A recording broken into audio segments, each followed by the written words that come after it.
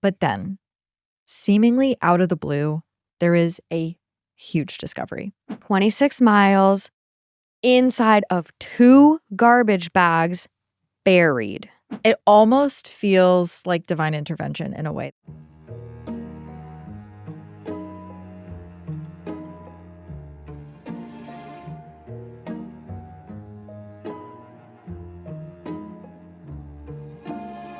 Hi friends, welcome back to Clues, where we sneak past the crime scene tape to explore the key evidence behind some of the most gripping true crime cases. I'm Kaelyn Moore, and I'll be the one digging into the timelines, the backstories, and the court files related to these cases. And I'm Morgan Absher, your internet sleuth. I'm going through everything I can find online about these cases, from Reddit forums to news articles, and really pulling at all the strings that add up or don't. Today, we are talking about Asha Degree, a shy 9-year-old girl from North Carolina who went missing on Valentine's Day in 2000. How it happened is very mysterious, but the why it happened is even more so. For more than 2 decades, police have hunted for clues, unable to identify a single suspect, until fresh eyes and new technology led to a startling discovery in 2024 that just might solve this cold case for good and finally bring Asha home to her family. More on the case and the clues that defined it right after this quick break. I am very perplexed by this case. I feel haunted by it after doing all this research. I just keep getting the chills every time I think about it. I'm very perplexed. I'm mind blown by the new evidence that feels like it is just on the tip of coming out. Well, this case really feels like the reason why we talk about cases on podcasts. Absolutely. Because it just proves that even after 25 years, witnesses can come forward, new information can be revealed, technology improves, you can keep testing, and you really just need more and more people learning about the cases so that it jogs their memories and they might come forward. And yeah, this case just really has all of that. It really does. There's a lot of cases that don't get anything accomplished until there's outside pressure putting, the lens back on it, the eyes back on it. So that's why we're here. We are really trying to highlight these cases and bring awareness. And if there's any you want us to cover coming up, please put them in the comments. But without further ado, let's get into today's case. Yeah, this is going to be a wild one. Dive right into it. So today's story takes place in Shelby, North Carolina. It's this quaint little town. It's about an hour west of Charlotte. It's surrounded by all of this farmland and woods. Very quiet, not necessarily isolated though. It's this tight-knit community where everyone really seems to know everyone. It's also described, just from doing the research, as being a pretty low-income area. And one of the families that lives there is the Degree family. On February 13th, 2000, their day starts like any other Sunday. They go to church in the morning, where a 9-year-old cousin of Asha Degree says that day Asha seemed really happy. Asha even brings along this new Tweety Bird purse that she was obsessed with at the time. She got it from her classroom treasure chest just a few days before because she was behaving very well at school. And that day she was maybe feeling a little bit down on herself too, because the day before that, Asha's basketball team lost their championship game. And Asha kind of felt responsible because she fouled out. Though her mom, Aquila Degree, feels like she has a way to lift her spirits that day. After church, she brings Asha and her 10-year-old brother, O'Brien, to another cousin's home where Asha's grandmother absolutely spoils them with Valentine's Day candy. Asha's father, Harold, takes off for work and he leaves the kids with their mother. Harold works a couple of jobs, but he mainly works as a dock loader for a company called PPG, one that makes paints and industrial coatings. And after a few hours with the family at the cousin's house, Aquila brings the kids back to their home. Once they get settled in, Asha, who is very exhausted from the weekend, goes to bed early, sometime around 6:30 p.m. And it's also around that time that the weather outside starts turning really nasty. There's a thunderstorm watch in the area, and they're forecasting really heavy rain, strong winds. 2 hours later, the weather is so bad it actually wakes Asha up, and she comes and joins her family in the living room as they're all watching TV. It's specifically the NBA All-Star game. And then, around 9 p.m., there's a car crash near the house that happens, and it knocks out power to the entire neighborhood. Normally, Aquila would give the kids a bath around that time, but since the power was out, she decided she's just going to skip it for the evening. She'll give them baths in the morning before school. And so she just tells them to both go to bed. Now, Asha and O'Brien share a bedroom. So Asha climbs into her bed. She's wearing a white nightgown. Her hair is still in pigtails from the day. Now, the kids seem to be in pretty good spirits when they go to bed that night. The next day is Valentine's Day. It's also their parents' 12-year wedding anniversary. Harold, the father, is a little bit more of a night owl in the family. He actually stays up pretty late that night, and when the power comes back on around 12:30 in the morning, he goes back to watching TV. Then at 2:30 in the morning, he's finally ready to call it a night, so he does one final check on the kids. He peeks into their bedroom, and he sees that both Asha and O'Brien are sleeping peacefully in their bed. But then, sometime after 2:30 in the morning, something seems to happen. Asha's brother, O'Brien, feels like he hears Asha's bed creak, kind of in the darkness. He assumes at the time that Asha's just getting up to go to the bathroom, so he really doesn't think much of it, and he just goes straight back to bed. Then, a couple hours later, at 5:45 in the morning, Aquila's alarm goes off. She was planning to get the kids up pretty early because they still needed to take baths. So she goes into the bathroom, she starts running the water, then she opens the kids' bedroom door around 6:30 a.m. O'Brien is there. He's under his covers, just like always. She calls his name. He jumps up. He's pretty ready for school. But Asha's bed, she notices, is empty. And Aquila starts searching everywhere. Asha's not in O'Brien's bed, which is where she would sometimes sleep if she had a nightmare. She's not in the kitchen. Aquila goes around. She checks every room and closet in the house. Nothing. There's no sign of her. The doors to the outside are all locked, too, which is interesting. But Asha's backpack and her Tweety Bird purse are missing. At this point, Aquila starts panicking a little bit. So she goes and she wakes up her husband, Harold, and she tells him that she can't find Asha anywhere in the house. And he immediately leaps out of bed and he helps her look around. They check their cars. Maybe she snuck out and fell asleep in one of the cars somehow. They're just really trying to think of like any situation that could have happened. Anywhere, yeah. They're running around their yard trying to see if she's anywhere in the yard, but there's nothing. Harold suggests at the time that maybe Asha went across the street because that's where his mother lives. So they call over there and Asha is not there. At 6:39 a.m., Harold calls 911 and says really what no parent should ever have to say, but he says that I would like to report a child missing. Now, let's backtrack for 1 second and just talk a little bit more about Asha and her family. So Asha Degree was born on August 5th, 1990 in Shelby, North Carolina, and she lived there her entire life. She was described as being this shy, sweet 9-year-old. She was described as being average size for her age, about 4'6" and 60 pounds. But that demeanor doesn't fool anyone because Asha was fiercely competitive, especially when it came to basketball. She was a star point guard on her youth team, and she took basketball very seriously. She hated losing. And when her team suffered their first defeat, the one that I was talking about that happened on February 12th, so the Saturday before she went missing, she was pretty upset about it. She took it really hard. But no matter how upset she got at losing or how mad she was at herself, she knew that she could always count on her family for comfort and support. They always were there cheering her on. And she was always really surrounded by family. Her grandmother, Harold's mom, lived right across the street. Her cousins also lived nearby.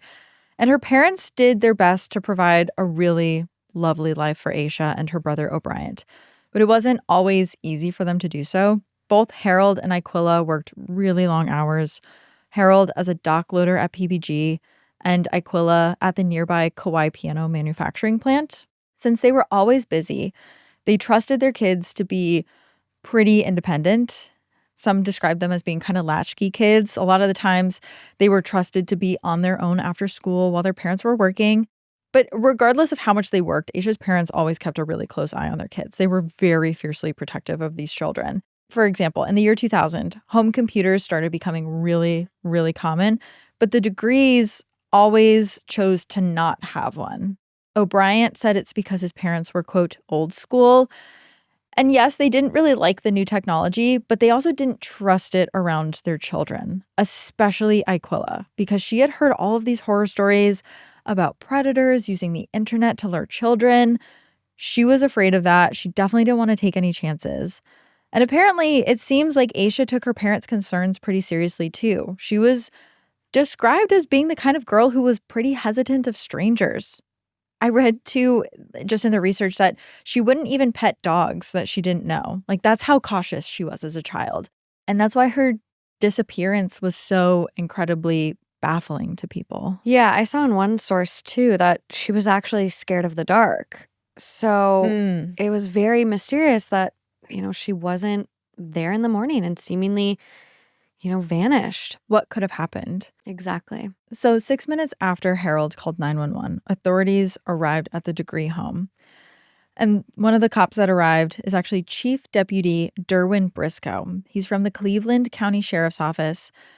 And he was pretty shocked when he saw whose house it was that he was arriving to, because he had gone to school with Asha's parents. And he had known that family for a very long time. And in a way, I think he felt even more inclined to get started on the investigation very quickly, because I can't imagine reconnecting with an old schoolmate for the first time in years because their child is missing. So he and his other officers start really trying to gather details around the house. Like, what was Asha wearing? Where was she last seen? What might she have taken with her? Does Aquila have any recent photos that they can share?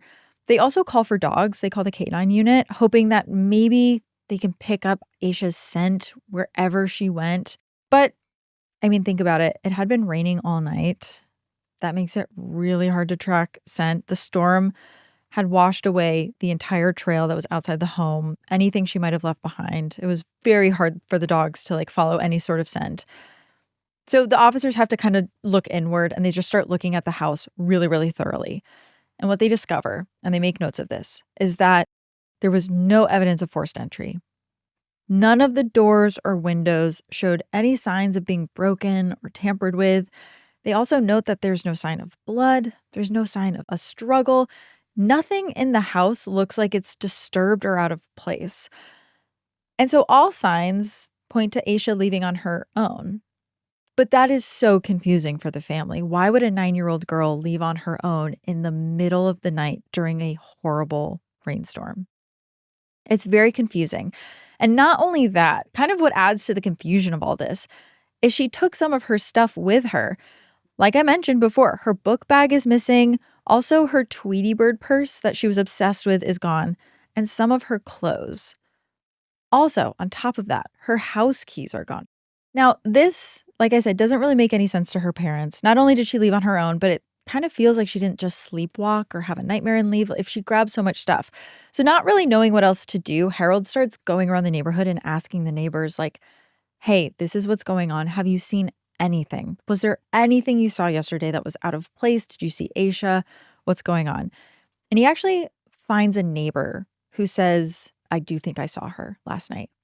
Apparently, this neighbor spotted Asha, or they said someone with a similar build, basically like a child's build, walking down the road really early that morning. Unfortunately, the details about exactly when this happened or even who the neighbor was have never been made public by police. And apparently, this neighbor says that they just really couldn't make any more details out of the situation because it was so dark, it was so rainy.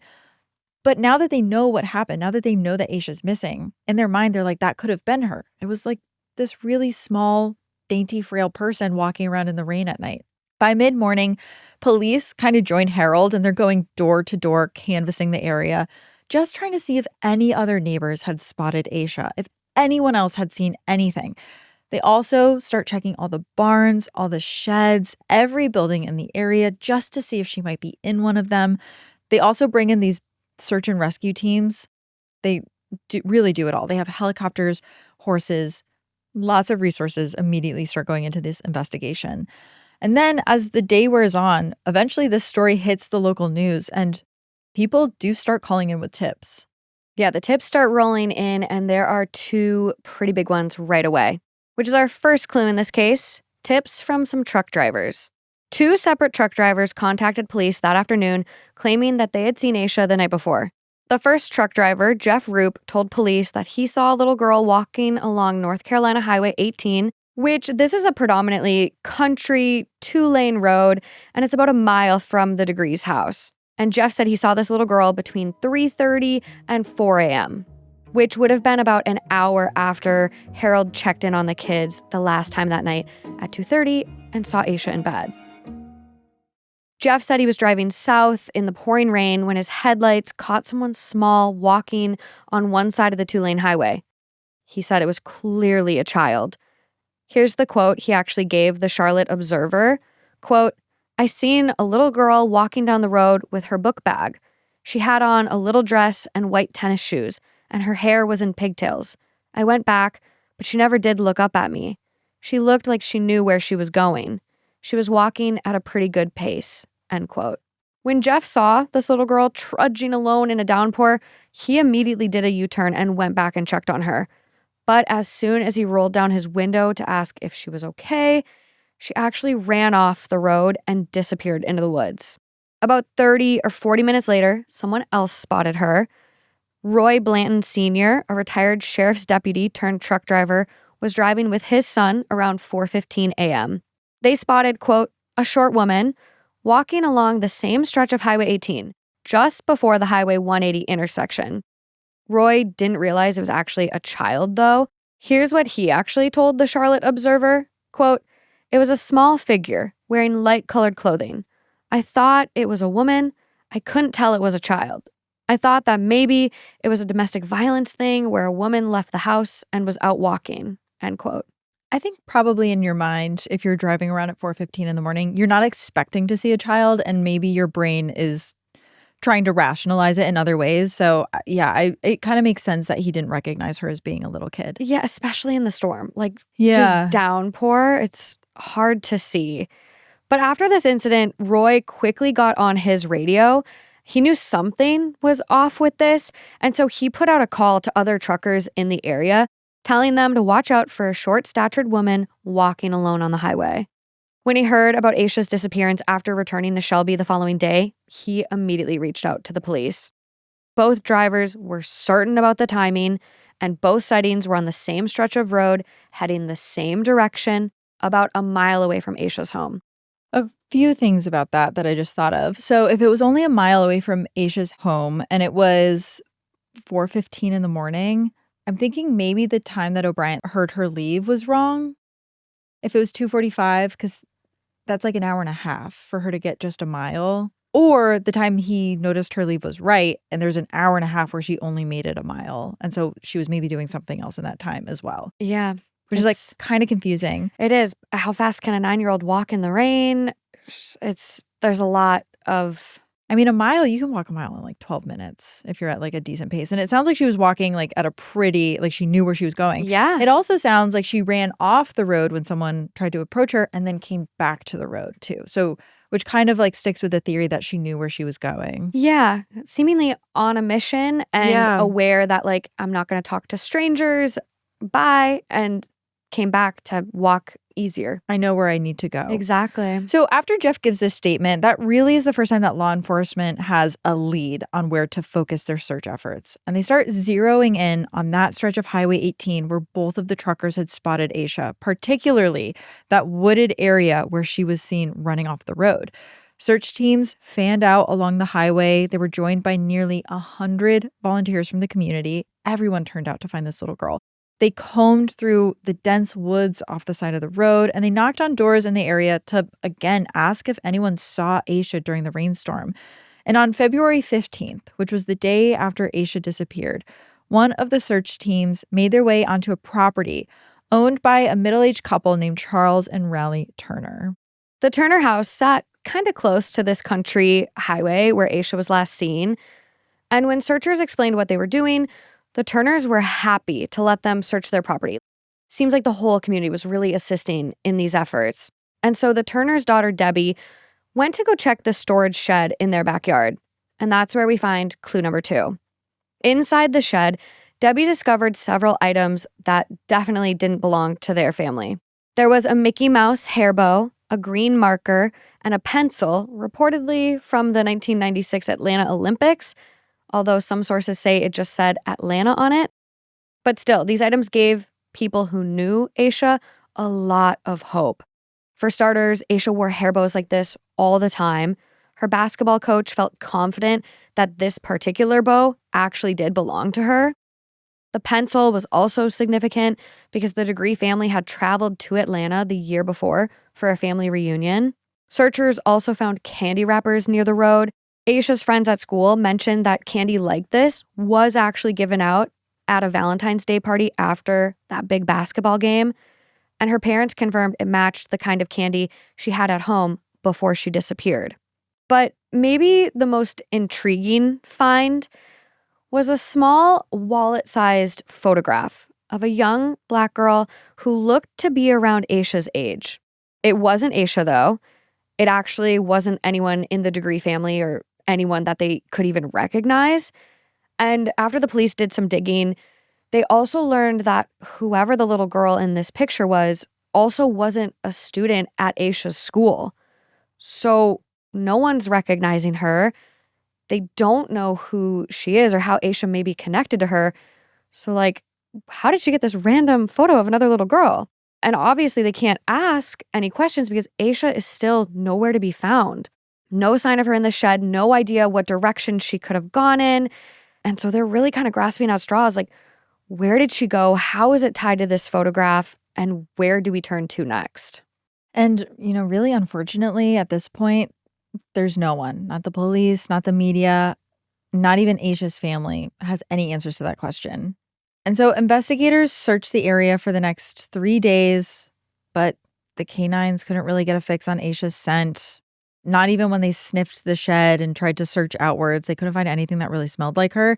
And so they couldn't say for sure which direction she went once she left. But the canines don't get any more scent hits on this area. They actually don't have any scent hits. There's no scent hit at the Turner shed, not around it. There's no direction that they're going into as, oh, Asha might have gone this way. So that could mean one of two things. It could mean either Asha was never there and maybe this stuff is just random. And even though it looks like it's hers, it's actually not.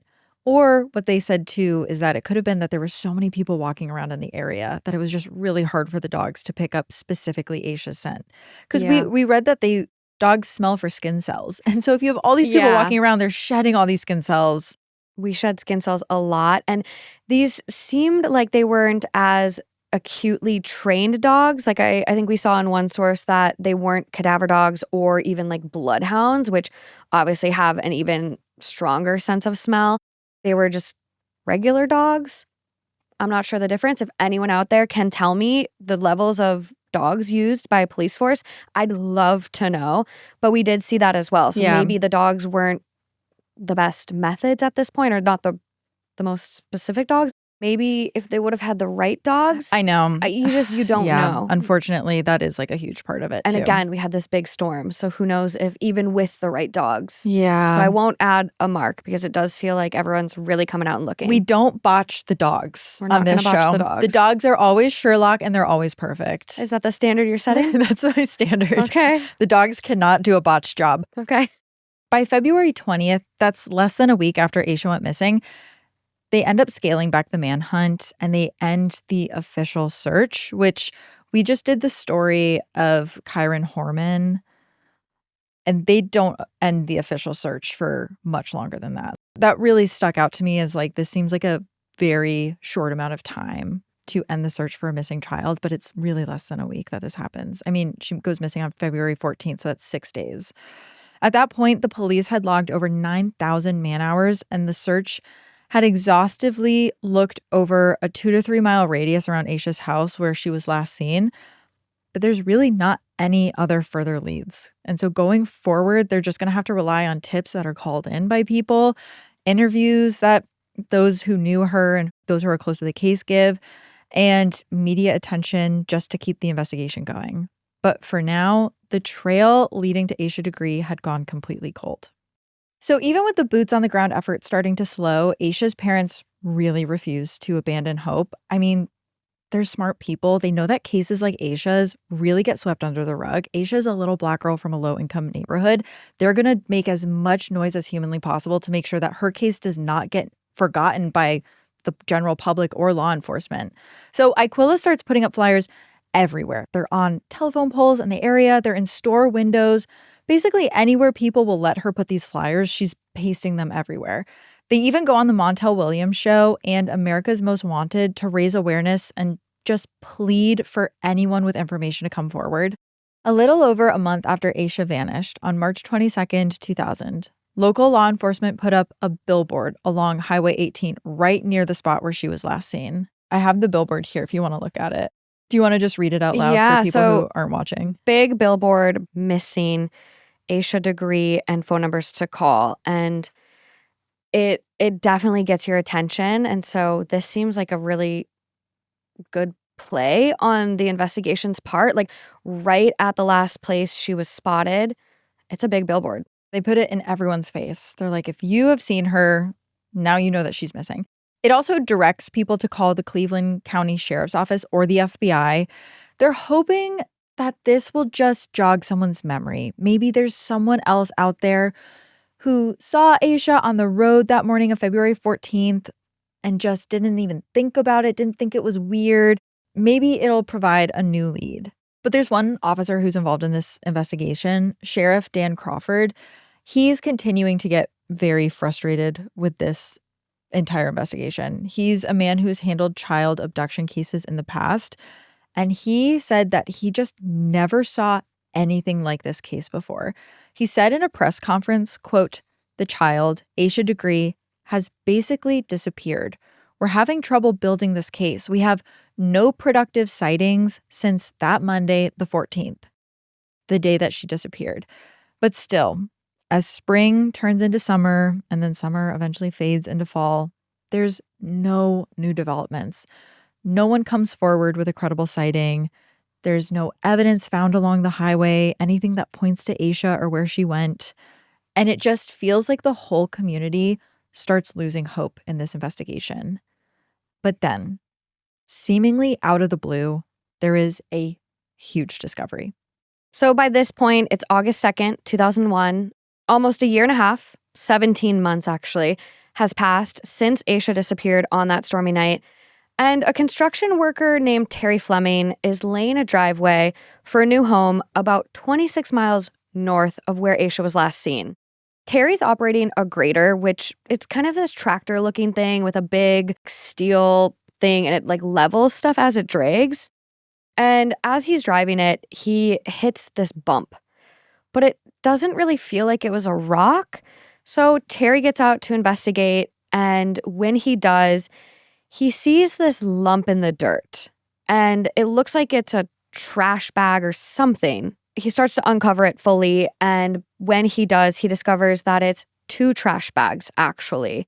And inside this trash bag is clue number 3, Asha's backpack. 26 miles away from where she was last seen. 26 miles inside of 2 garbage bags, buried.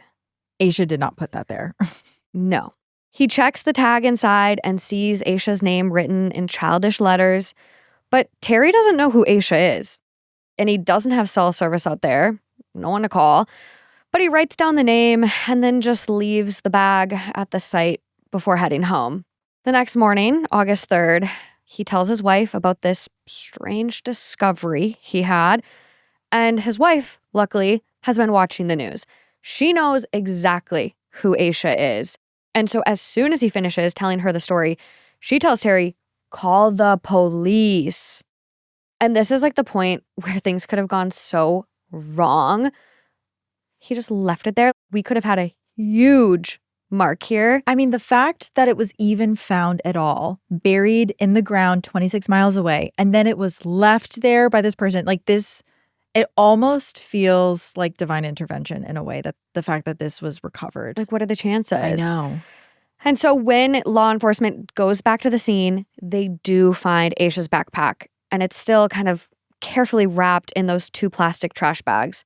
Now, it's kind of obvious to these investigators that this wasn't just carelessly dropped or disposed of. There's some intention behind wrapping this backpack within 2 plastic bags and burying it.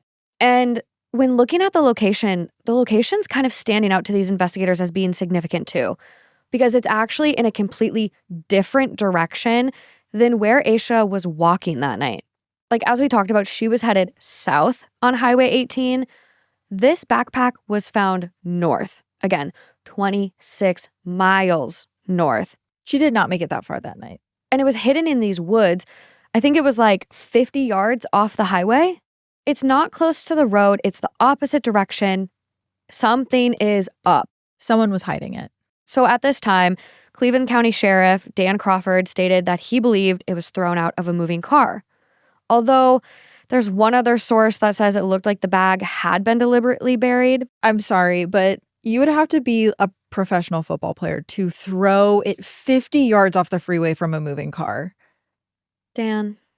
Dan, I see you eyeing the botchboard. Dan, I'm going to give you a halfie here, Dan. To me, it reads so clearly like someone intentionally parked their car, walked off the highway to a part where they thought it would never be found, dug a hole, buried it. Yeah, I mean... In the bags? Even, I don't know, North Carolina, they get a little bit of snow. So even if it was on the side of the road and then over the course of a winter season, the snowplow pushed it further, I don't think a snowplow is pushing anything 50 yards. Unless it's going like 100 miles an hour and just yeets it 50 yards. Like 50 yards is pretty far for it to just be casually tossed off the I mean, freeway. To my crime sleuthy person head, it's giving deliberate. So officers do end up sending the backpack and all of its contents to the FBI lab at Quantico for analysis. They tell the press that the bag is definitely Asha's, as are most of its contents. Most, but not all. But at the time, they don't reveal what exactly was inside of it. But the Charlotte Observer reports that it contained some of her clothes and school supplies. What police do make clear, though, is that finding the backpack this far away confirms what many suspected all along. This is no longer a missing persons case. This is a kidnapping. So this discovery really reinvigorates the search for Asha, and it sparks this other big, massive search. And right away, teams comb through the dense woods around where the backpack was found because they're starting to think that Asha herself might be there, or at least her remains. But after days of searching, they don't find anything, not a single clue. There's some animal bones that are there. I read that there was an old pair of men's khakis, but the police don't think that those are connected to her disappearance at all. So in October of 2001, 2 months after the first attempt to search, they try again. And this time, they cover a 6-mile stretch down the side of Highway 18. Again, kind of nothing comes out of this that's worth mentioning. There were other searches that did occur after that, but they were all basically failed attempts. Then a year passed, then another, and another. And as we've seen with these cases, like before you know it, over a decade has gone by with no movement in Asha's case. Even though they found her backpack, there's no movement after that. The press has kind of moved on from this case. The community has started to as well. Asha's family is still very much holding on to hope. The police actually do still have some hope left, and they continue to look into this case. It still remains active, and there's people from various agencies that continue to meet periodically about it. Like, they really don't want to let this one go. It's honestly kind of inspiring to see. Mm-hmm. And in 2015, the agencies that are involved decide that they need to bring a fresh approach to this case. So they redouble their efforts, and they bring a couple detectives out of retirement to help with this investigation. It's giving a little bit of a Sherlock moment, maybe. I don't know. I agree. On May 25th, 2016, the FBI makes a stunning announcement. They're exploring a new lead. And that is our clue number 4, the green car.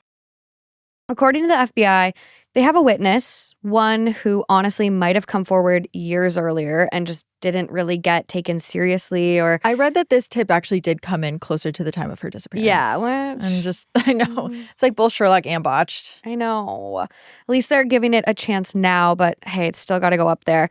But this witness said that they saw someone matching Asha's description get into a car on the morning she disappeared. And this was near where she was last seen on Highway 18 in Shelby. Now, this wasn't just any car.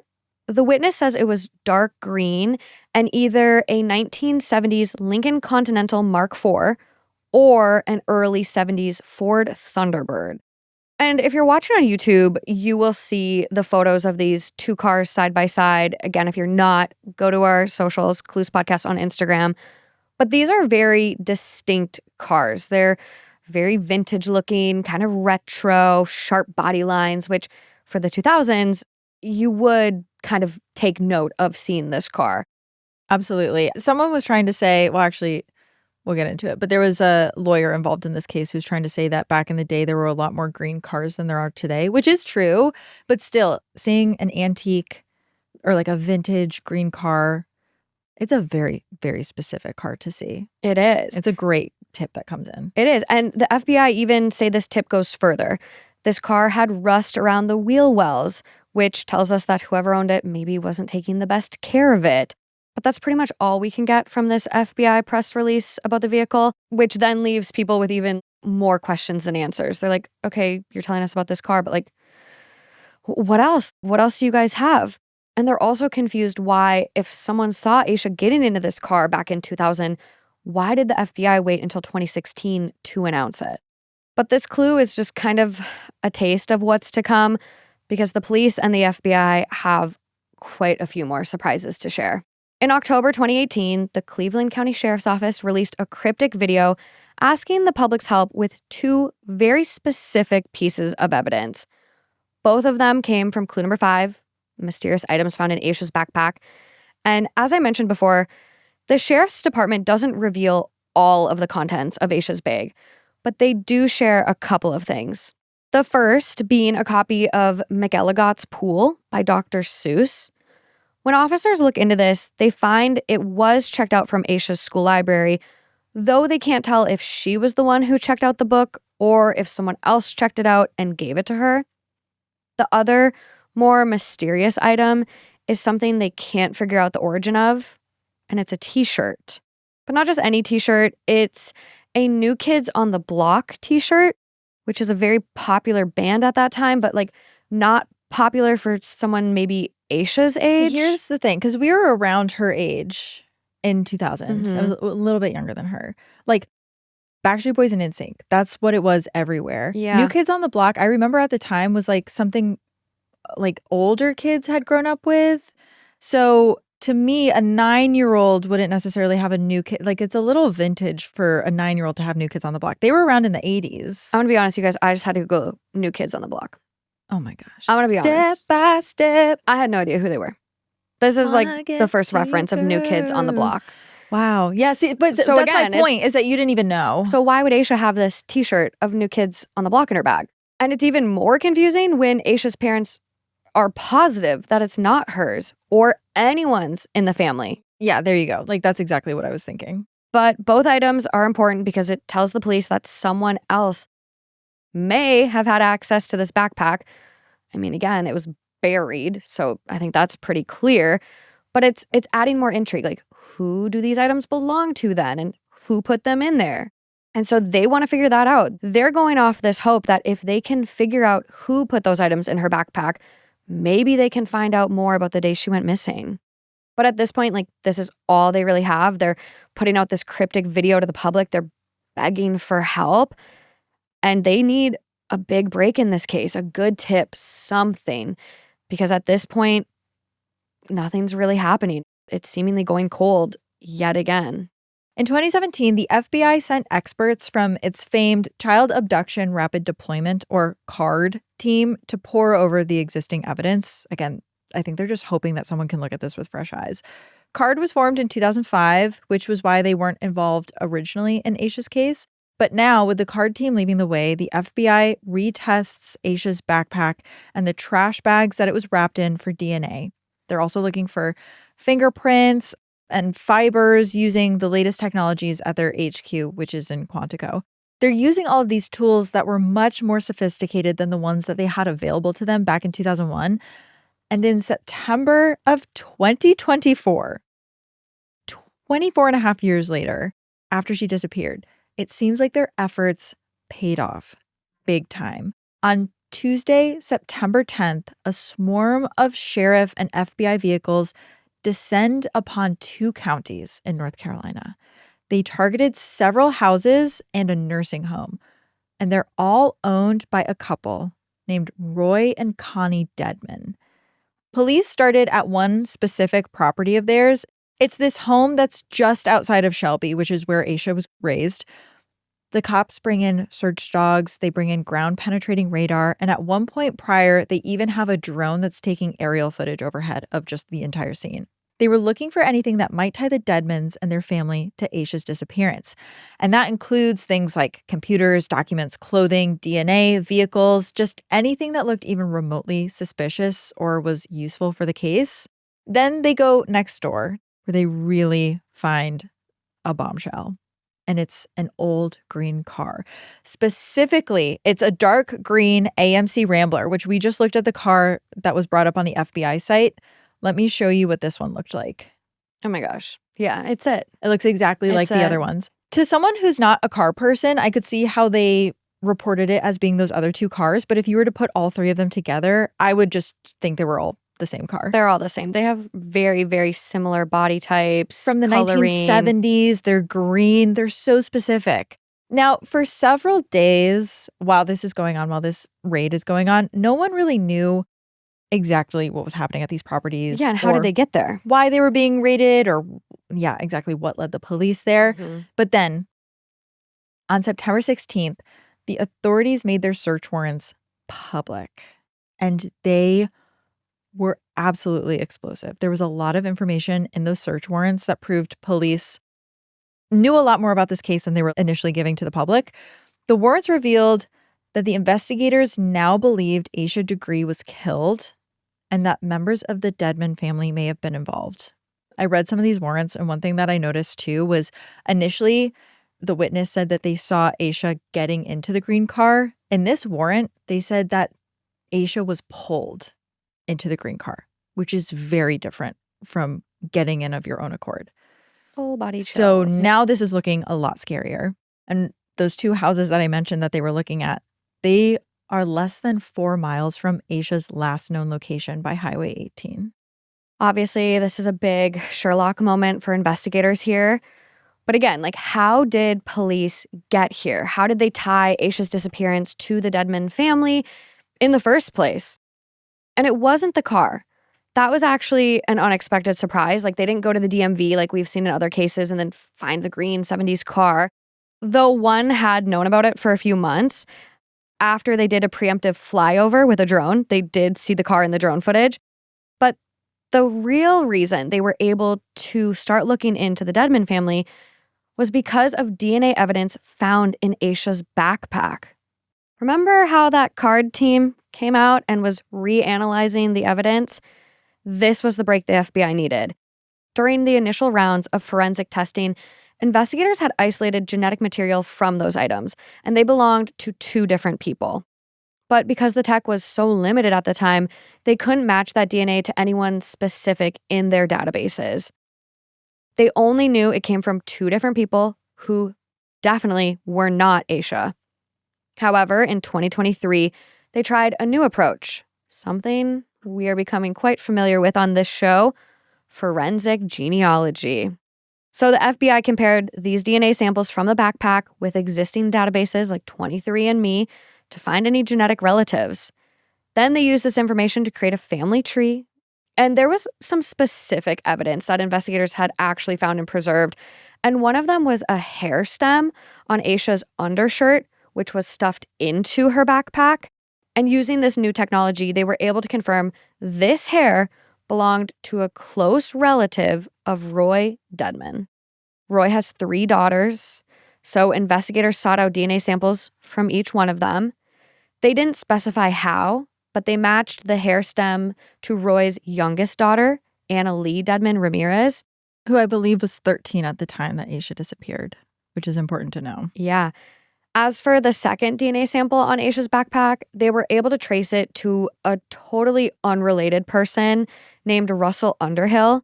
So when they start really putting these pieces together, they learned that their suspects lived within a few miles of where Asha had disappeared.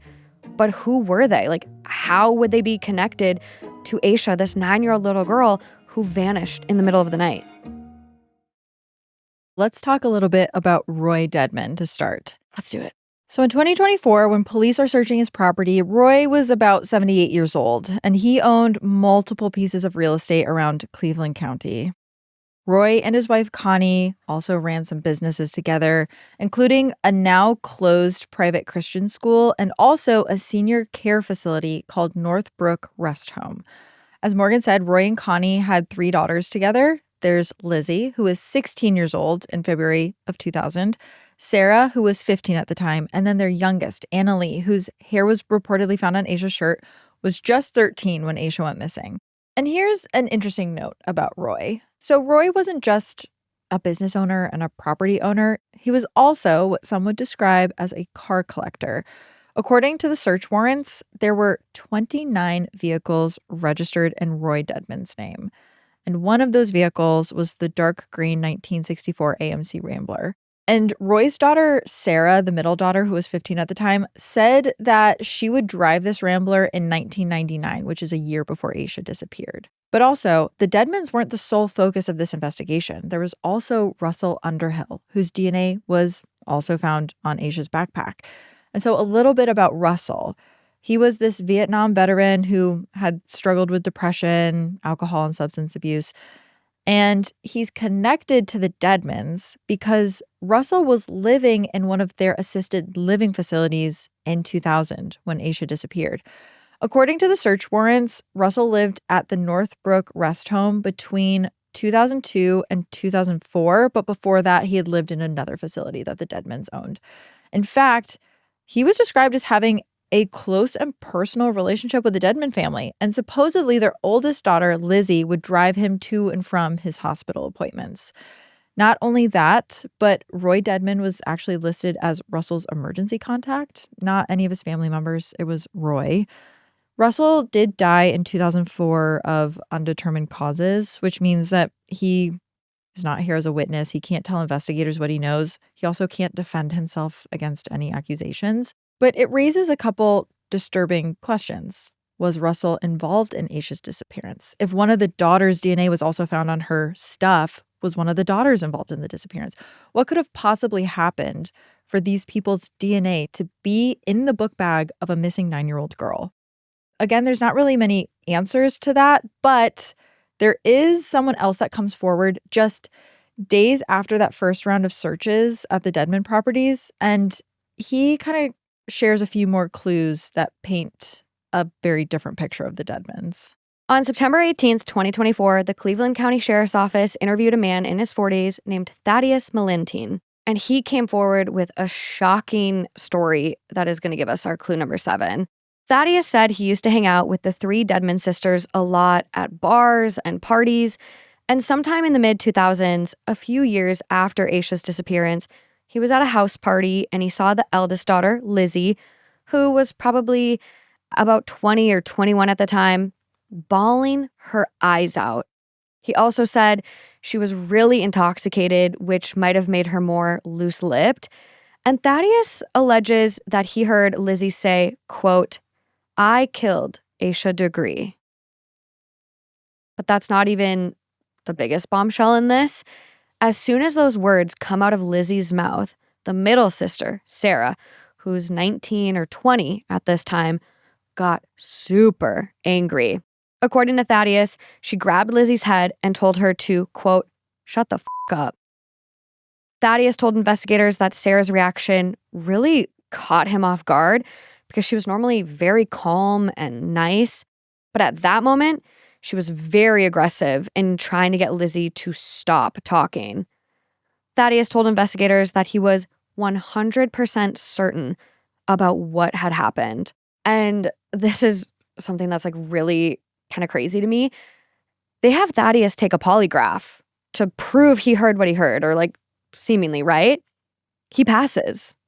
So to investigators, this is looking very credible.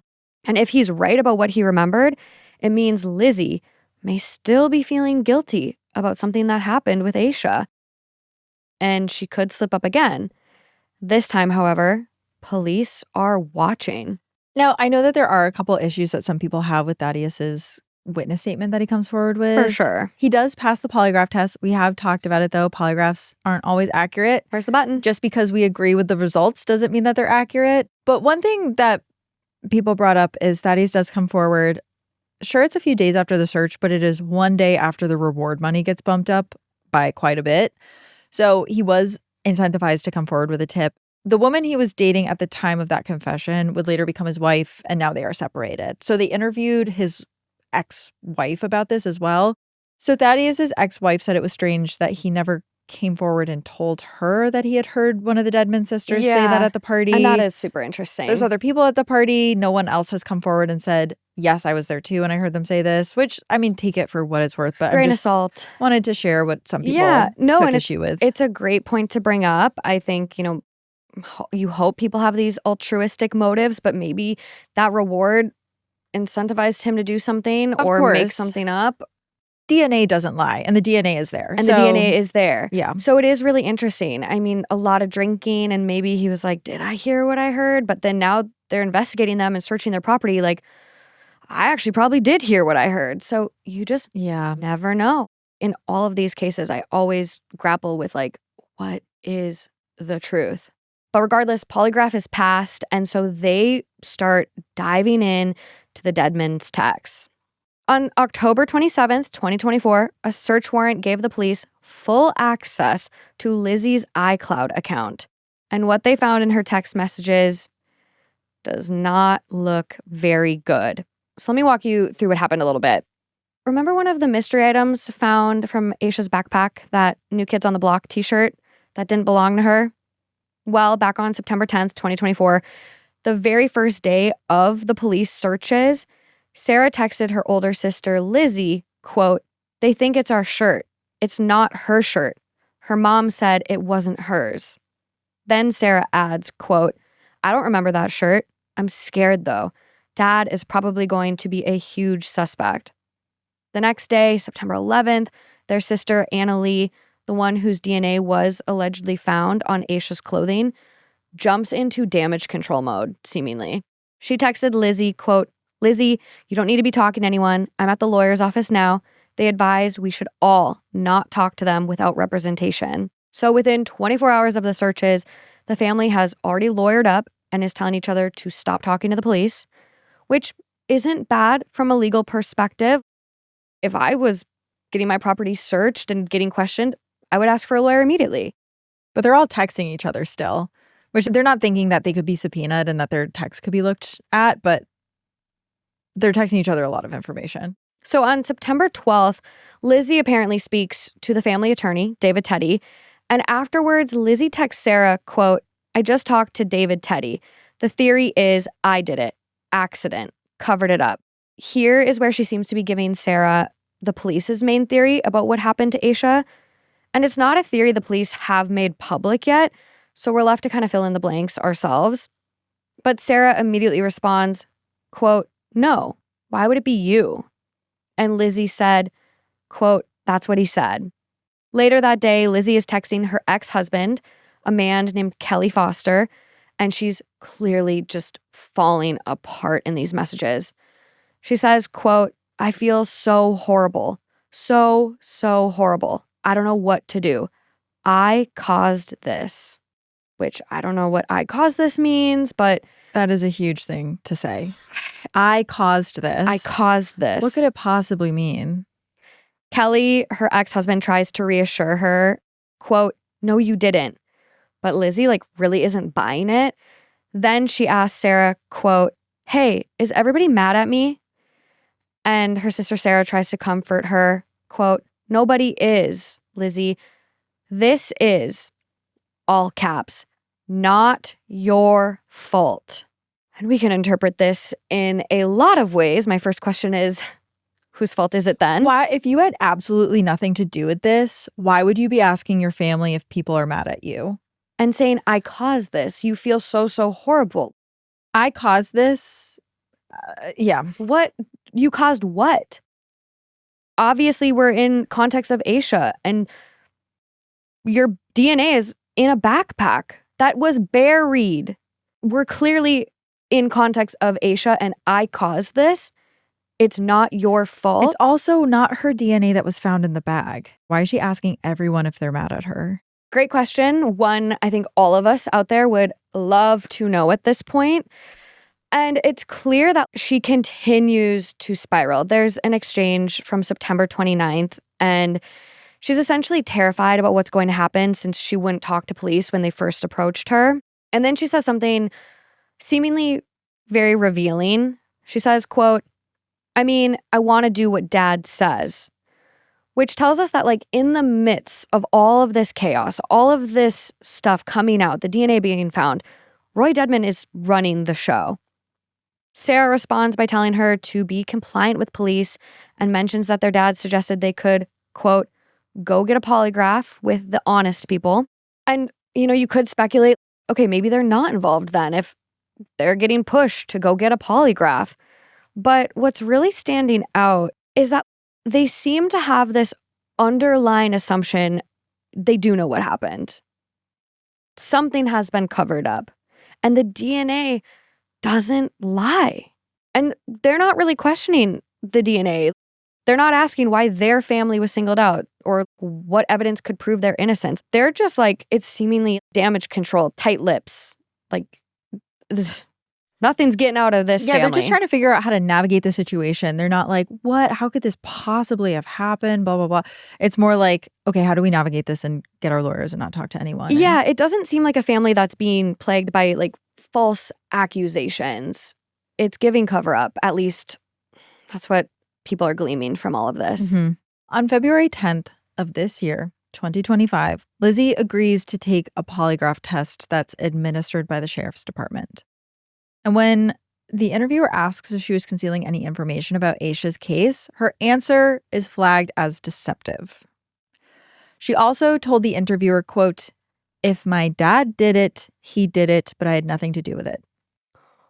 Ooh, quite a quote to say to the detectives. Wow. Also, yeah, interesting. If my dad did it, he did it, but I had nothing to do with it.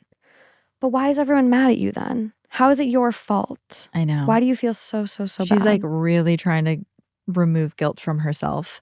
What 3 days later happened? on February 13th, mind you, was the night leading into Asha's disappearance 25 years prior. Police executed another round of search warrants. By this time, they weren't just looking for physical evidence.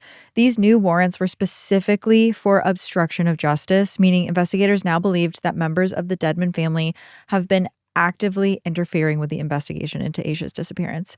They based this on the text messages that we were just talking about, as well as the fact that Lizzie failed her polygraph. The warrants specifically target Lizzie, Sarah, and Roy. Interesting, because that's not whose DNA was found. No. It was the youngest ones, and they don't target her.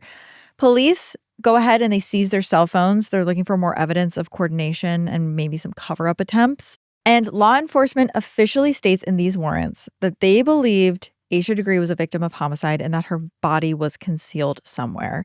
So in April of this year, 2025, multiple agencies, including the FBI, searched a Lincoln County property that contained several buildings that was along Highway 274 in the area. I don't believe anything has been said about if they found anything during that search. However, we know that in May of this year, the reward money was increased to $75,000.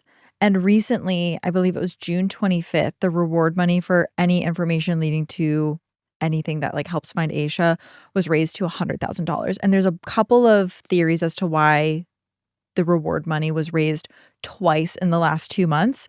A lot of people are speculating that there is maybe a specific person that law enforcement is targeting to come forward with information. Maybe they know something about their financial situation and they know that $100,000 might coax them out to say something. So crazy. And a lot of people believe that that is Kelly Foster, Lizzie's ex-husband. He knows something because otherwise he wouldn't have comforted her in those messages. It's not your fault. They think that he might know something and they can coax him out with this money. That's allegedly what people are saying is the reason why they raised that money so much. Wow. Absolutely crazy. I mean, I don't know if it's just me or if you guys out there listening feel like we are just on the edge of solving this and finding answers. My theory is maybe that they found something at the property. It's taking a while to test and get results back. And so they're maybe trying to coax someone to come forward with information. But I just really hope that we can solve this year. Yeah, I mean, after 25 years, this case is finally seemingly gonna come to a close. And like, God, knock on wood, don't jinx it, Morgan. Like, we're right there. And I mean, clearly you have people in this family spiraling. Someone knows something. One of them's gonna crack. But we talked a lot about who might be involved, what people saw happening that night. Do you want to talk a little bit about like what the theories are as to what happened? I mean, there's so many. Like, a lot of people speculate she was taken out of the home, but again, there was no forced entry and all the doors were locked. But they say, she did take her keys. Maybe she locked the door with the person, or the person got the key and then locked the door. Maybe there was a window open that they forgot about and then that person shut it. Like, there's a lot of people speculating that she was taken from the home. And I think a lot of people go down that route because they find it very hard to believe that a 9-year-old who was scared of the dark would just leave her home in the middle of the night. And, a lot of people say, like, a 9-year-old's not going to leave home over a basketball game loss or, anything like that. So they're confused why she would seemingly walk out of her house. She didn't have a history of sleepwalking. No. I know that. It said she had nightmares, but there wasn't any. She didn't have a history of like getting up and going across the street to her grandma's in the middle of the night. Like, people don't really think that's what happened. No. A lot of people pointed to her parents.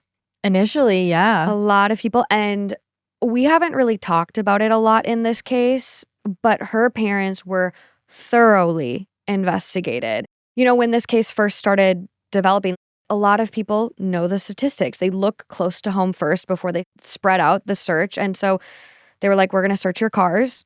Harold immediately handed over the keys. The engines were cold. So they were really looked at, everything checked out with her family. Another theory is that, maybe someone living in the neighborhood had been following her. There was a sex offender that actually lived nearby in the neighborhood. Their house was torn apart and searched. I guess I'm asking theories about the Deadmans because like stuff that I had read is maybe one of them was out driving. Like this would have had to be like 5 a.m. Yeah. It was raining. It was dark. She was on the side of the road.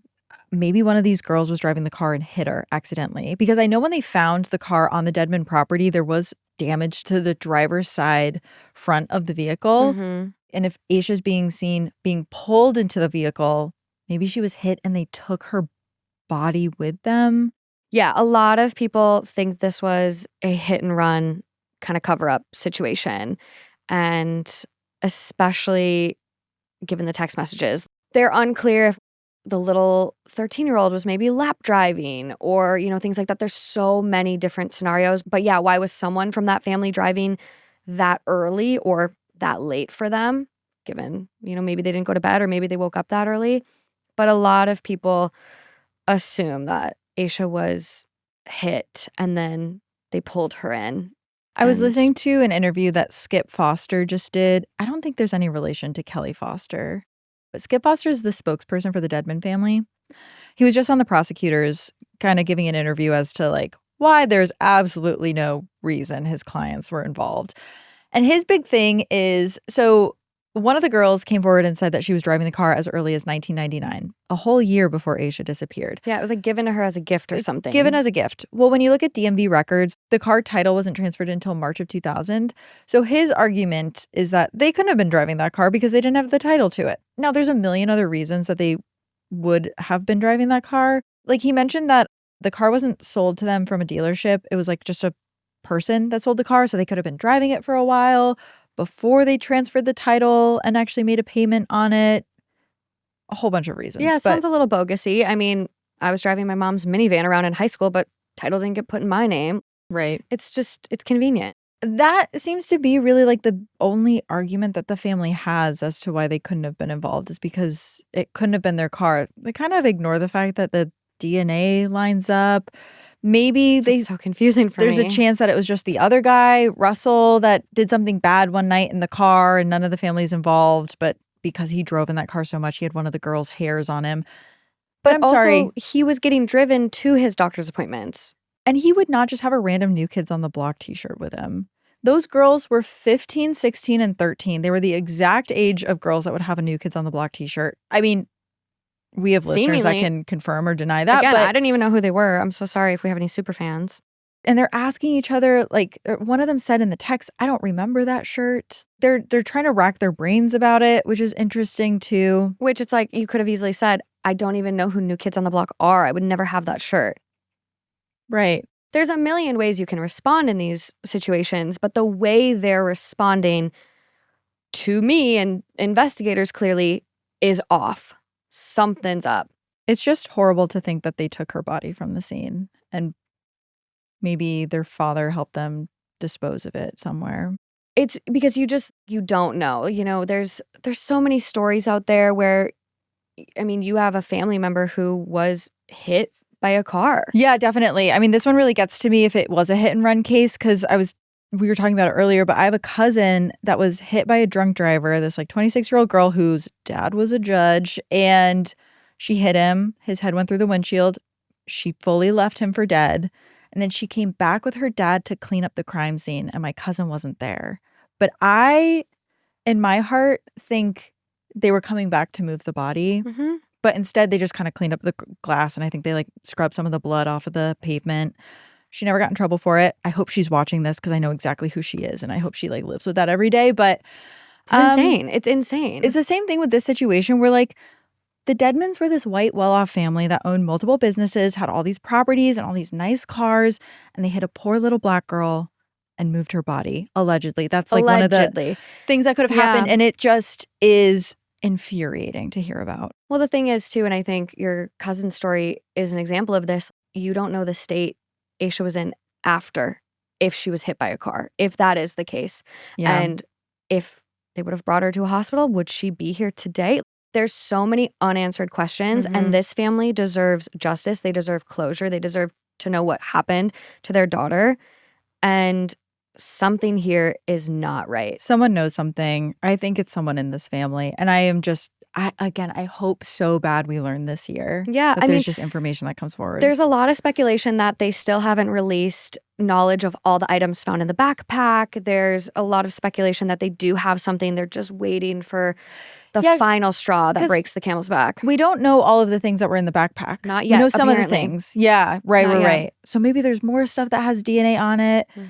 They don't, also I'll add too, like they don't know, or it hasn't, Skip Foster, when he was talking about this, he couldn't remember if it was the t-shirt that had the DNA on it or if it was something else in the bag that had the youngest Deadman girl's DNA on it.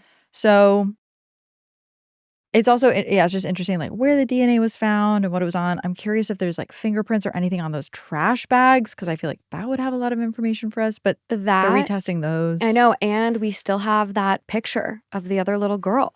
If that stuff was actually, I am curious if like the candy that was found at that scene at the shed was also in Asha's backpack, because to me that would finally tie those two scenes together, and make it sure that it was hers, not someone else's. I know, because right now we're still not entirely sure, but like, yeah, is that all part of it? Is there another little girl somewhere that also went missing? Is that a weird coincidence? A red herring?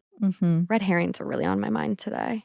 There's a lot in this case, that's for sure. And I'd love to see what you guys think in the comments. If there's any loose ends we haven't covered. I know Reddit has gone down the rabbit hole on this one, and I got really lost in it. I got really confused because, I mean, why would she seemingly leave her house? And it's just That's a big unanswered question. Yeah. Was she meeting someone else? Like, was she trying to meet someone? Was she running away? A lot of people think she was running away because she brought her backpack and her purse and a change of clothes. It's just like there's so many unanswered questions, but hopefully we know a little bit more by the end of the year. I know. I really feel like we are so close to having this case really cracked. We do an episode every year on Heart Starts Pounding that is cold cases that were solved this year, and I really hope I can put this one on there. Oh my God, that'd be amazing. That would be amazing. Now, if you have any information on Asha Degree, you can definitely call in those tips. The Charlotte FBI is at 704-672-6100. You can also call the National Center for Missing and Exploited Children at 1-800-THE-LOST. That's 1-800-843-5678. Because as we've seen over and over again, sometimes the biggest breaks, especially in this case, come from some of the smallest clues and witness statements. And with that, let's talk about our missing person of the week. This week, we are highlighting the case of Ruthey Smith. Now, this did come from a listener. We are definitely reading all the comments, you guys. And this one is really scary and really important. So Ruthey Smith also was known to go by the names Grayson or Winter. She was born on December 27th, 2002, and was last seen on March 3rd, 2022. She's described as biracial, black and white. She's female. She has brown hair and brown eyes and is about 5'6". When she went missing, she was reported at being around 152 pounds. She was 19 years old, and she was last seen on the east side of Los Angeles. One of the last sightings of Ruthey was on actually CCTV footage where she can be seen getting into the passenger seat of a car before it drives off. The license plate is not visible in that video, but that was around Figueroa Street where they were able to recover that footage from. Her family, as well as friends, do believe that she is the victim of human trafficking and that she was getting in the car and the people involved maybe trafficked her. So any tips that can come in about her disappearance are really, really, really appreciated. Ruthey also has a pierced nose and a pierced belly button. She has the names Ezra and Lamarian tattooed near one of her ears, and the name Ocean, which is her child's name, tattooed on her chest along with a wave. There is a quote here from her mother, Catherine Renesto. Quote, "Somebody somewhere knows something. We want to return her to her daughter. Ocean deserves her mommy. Ruthey deserves life. Only 1% of these victims come back alive. My daughter deserves to be that 1%. So I beg the public, you see something, say something." Anyone who has any information on Ruthey Smith is urged to call LBPD, that's the Long Beach Police Department, missing person detail at 562-570-7246 or police dispatch at 562-435-6711. And if you want to remain anonymous, you can submit a tip through LA Crime Stoppers by calling 1-800-222-TIPS. That's 1-800-222-8477 or by visiting lacrimestoppers.org. I know we have a lot of listeners in LA, so let's get the word out for sure. Absolutely. It seems like this one was really not as publicized, probably because it involves Human trafficking. But please, that's when I know the family is desperate to get more information out about it. Absolutely. And as always, we share infographics on our Instagram page, Clues Podcast. So go over there, share them on your story, especially if you're in around LA, Long Beach, San Bernardino, all places that kind of have a connection to her. So let's get the word out. Absolutely. And that is all we have for this episode of Clues today. Thanks for joining us yet again to unravel a pretty heartbreaking and frustrating case, but I think I speak for both of us when I say that I'm pretty optimistic about this one. I really, really hope that we can get some answers, especially for Aisha's family, because they've gone way too long without knowing what's happened. We want to hear from you guys now. I'm curious to hear your thoughts, your theories, your feedback. All of that really makes this community special. Absolutely. At Crime House, we really value your support.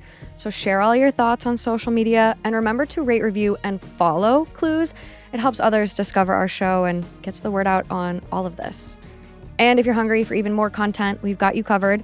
For more exclusive content, monthly bonus episodes, early access, and ad-free listening, join our Crime House Plus community on Apple Podcasts. All right, we'll be back next week with another case for you guys. And until then, keep searching, and we will see you next week on Clues. Bye guys.